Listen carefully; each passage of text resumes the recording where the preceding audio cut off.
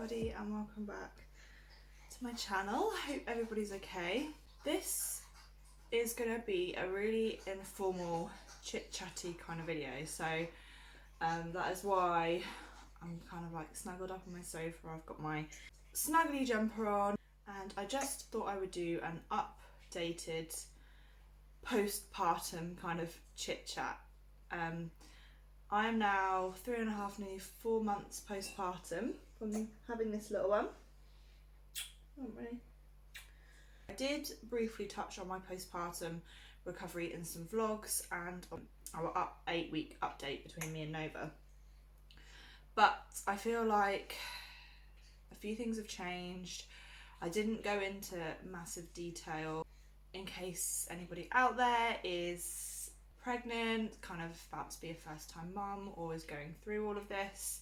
I think it's nice to know that you're not alone and what other people have kind of been through as well. What I will say is I think everybody's journey is really, really different. So just because I've had these symptoms and this has happened to me doesn't mean it's going to be the same for everybody. Just like every pregnancy is different, every motherhood journey is different. It's just postpartum is the same sort of thing.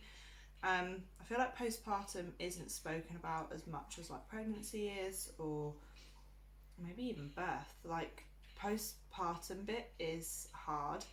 And I saw this TikTok the other day. It was something like the postpartum period actually needs more kind of looking at and treatment and checking up on than pregnancy does, but it's not like that. It's kind of as soon as you get to that 6 or 8 weeks, you've had that check, you're just signed off from the doctors, kind of just left to get on with it basically.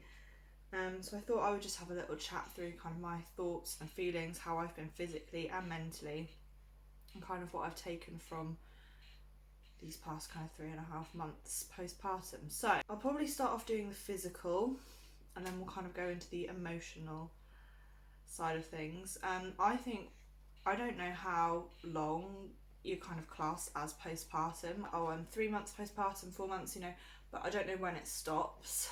I have no idea how long it's going to take to recover, but I think it takes a lot longer than you initially think, possibly led to believe maybe. I don't want this to sound like I'm moaning, but this is just the truth of postpartum, and this is everything I've been going through physically and mentally. So to start with, I had a vaginal birth. I had a 2nd degree tear, so I had to have stitches.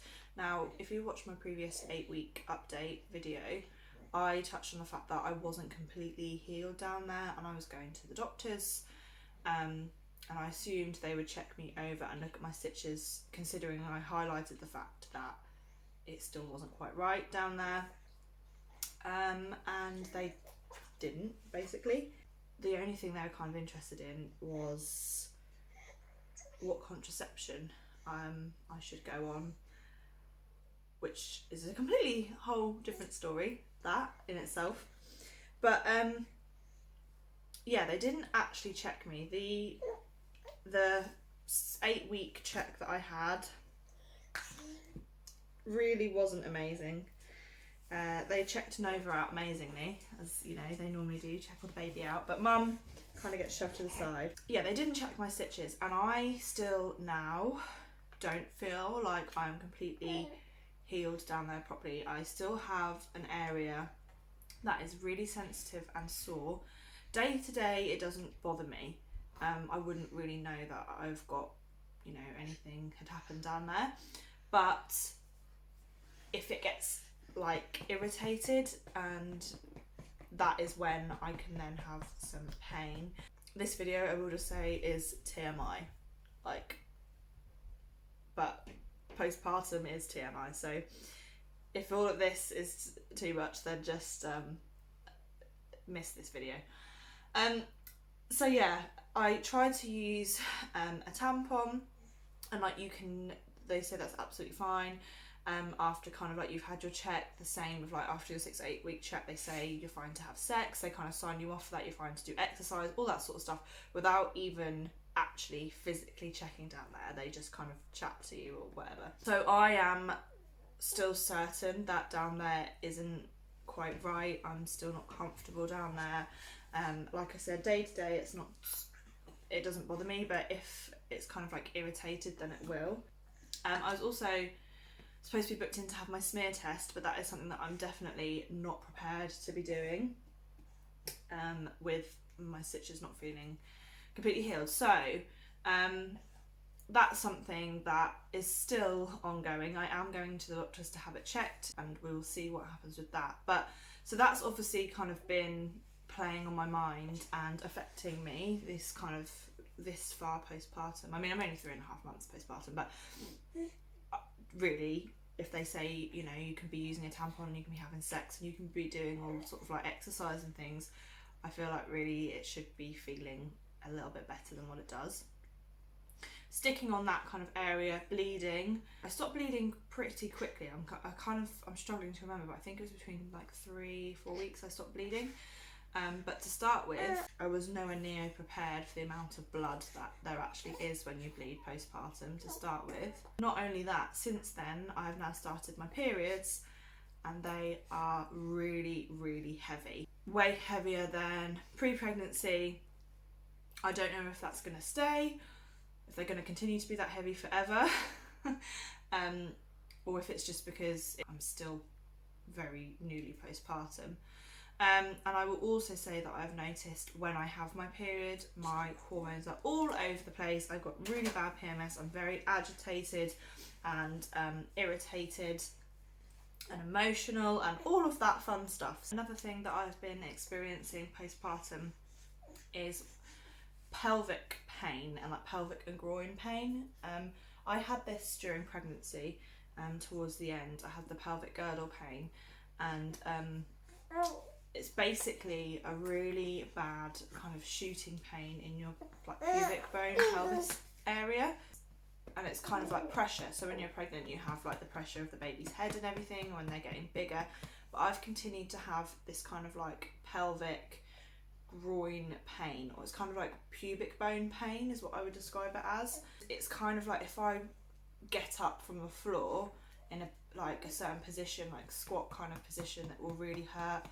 I've been doing like exercise and things like that, and a few bits of exercise I've done have been really, really painful.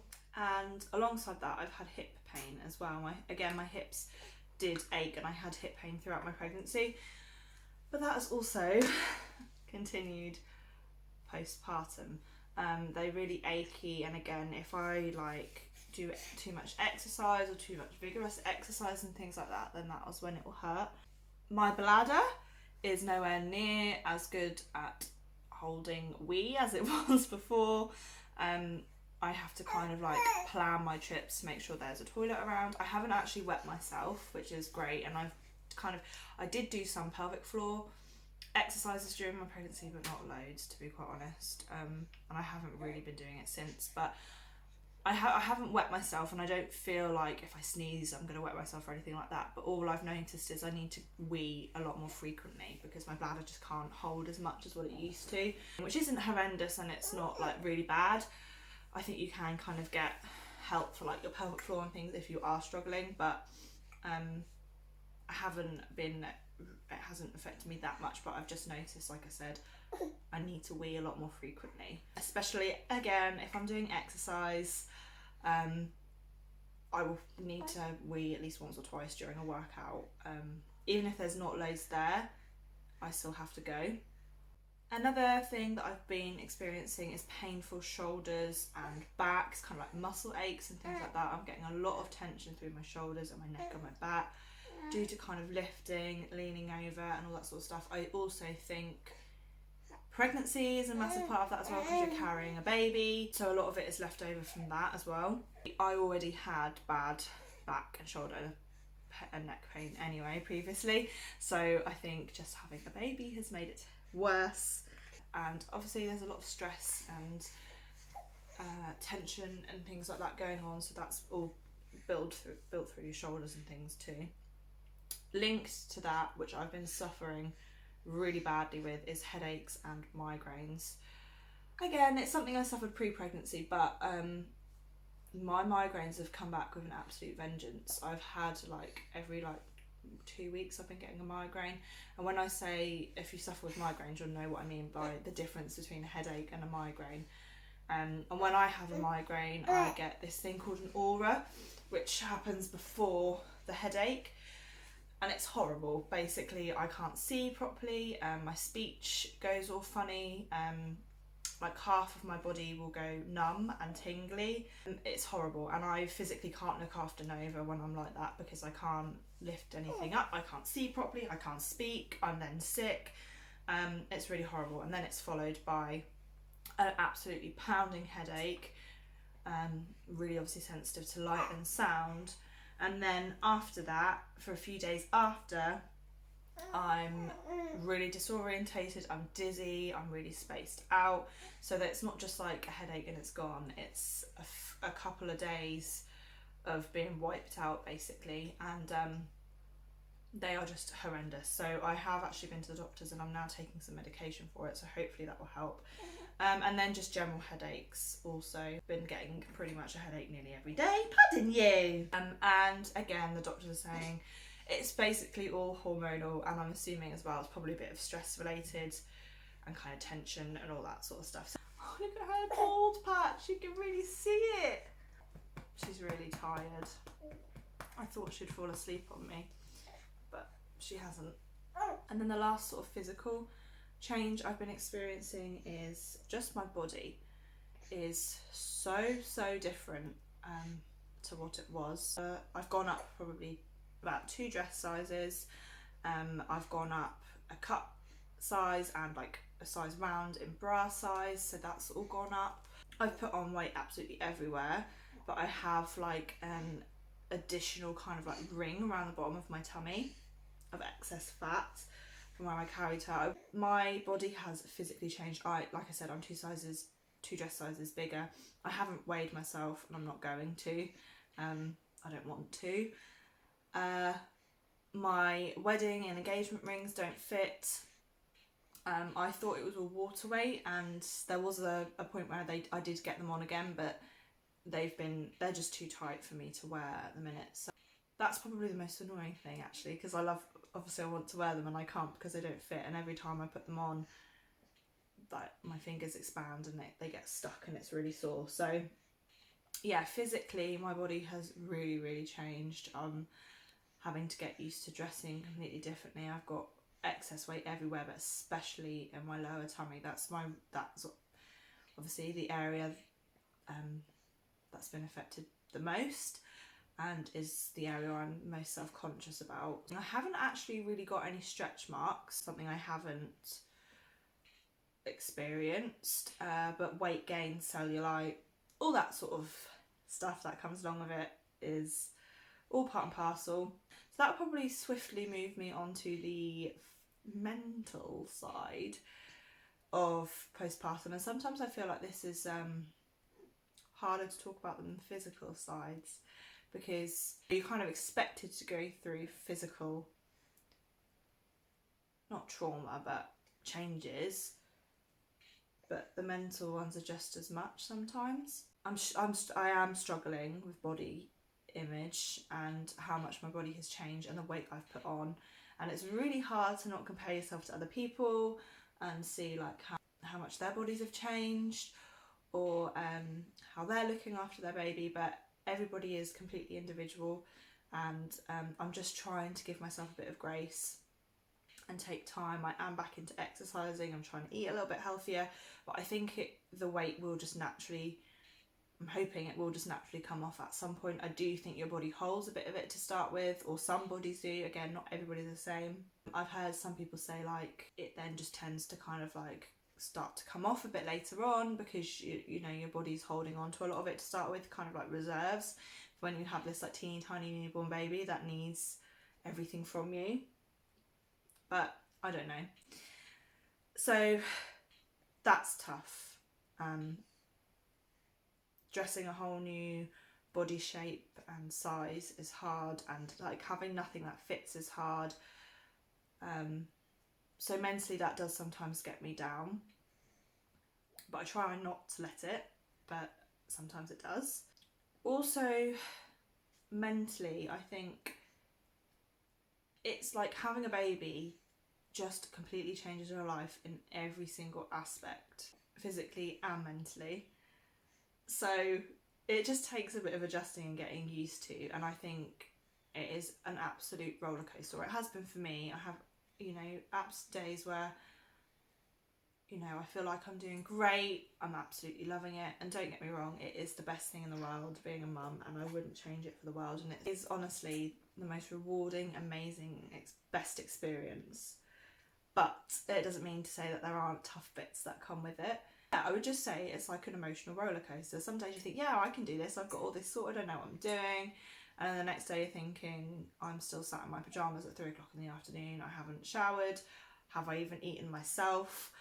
I've got like 10,000 things to do, the list is never ending. And I think that's probably the biggest thing that I've found, is just a mental checklist of just being on the go all the time and never being able to switch off, because even when she's like chilled and relaxed and sorted, I've still got everything else that is going on in my head that needs doing around the house, things you've got to do, the kind of mental checklist that you have.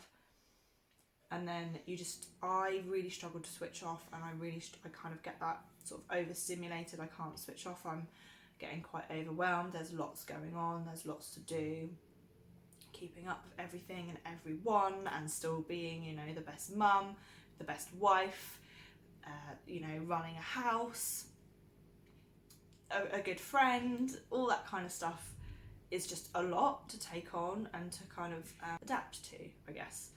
I've also really been struggling with like sleeping as well, because I just can't switch off. So even like having naps in the day, if I'm with her I can nap if she's napping, but sometimes like she's only been sleeping for like half an hour, 45 minutes, so that's by the time I fall asleep and then she then wakes up, I've probably had like 10 minutes, because it takes me a little while to unwind and switch off.